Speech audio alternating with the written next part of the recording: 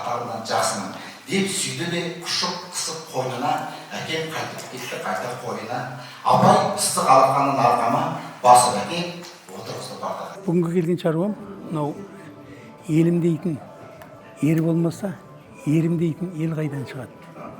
Мынау біздің ауылдың тумасы, қазір 60-қа келіп қалған, Жиенбек Рәбілді өзіміз кезінде көріп өскен, артымыздан ерген бауырымыз, былайша айтқанда малшының баласы, судың тұнығын, ауаның тазасын жұтып, таза қазақ болып 5 жасынан атқа мініп, мал бағып, қой соңында жүріп өскен, өзін-өзі талпынып 14 жасынан бастап бокспен айланысып, сол бокстан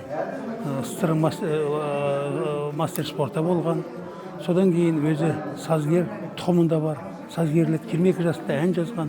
Мынау өлеңі ойнап тұрған өлең, анашым құдіретіңе табынамын деген, қазір Қазақстанның барлық түкпір-түкпірінде, мына шеті Монғолия, мына шеті Қытайда айтылады, халықта балалардың бәрі айтып жатады. Осы өлеңнің авторы, әнін де сөзін де жазған өзі осы. Онымен қатар Жиенбек талпынысымен жаңағы жеті өнер аз деп тұрғаны, бұл өзі жаңағы 400 адам қатысқан Мұстафа Өзтүріктің таеквондосында 400 адамның ішіндегі 4 адамның бірі болып қара дандалған. Келген жастардың бәрі өзі өнерлі болу керек екенін, талпыну керек екенін, қалай өмір сүру керек екендігін алып кетеді.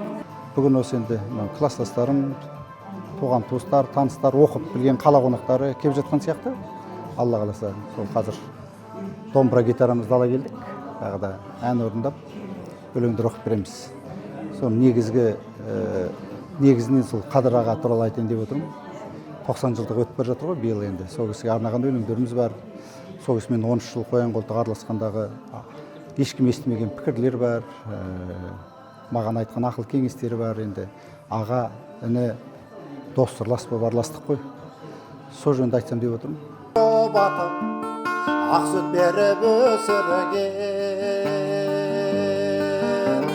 басқаныма тай-тай қуанып, тұсауымды кестірген, анашым құдіретіңе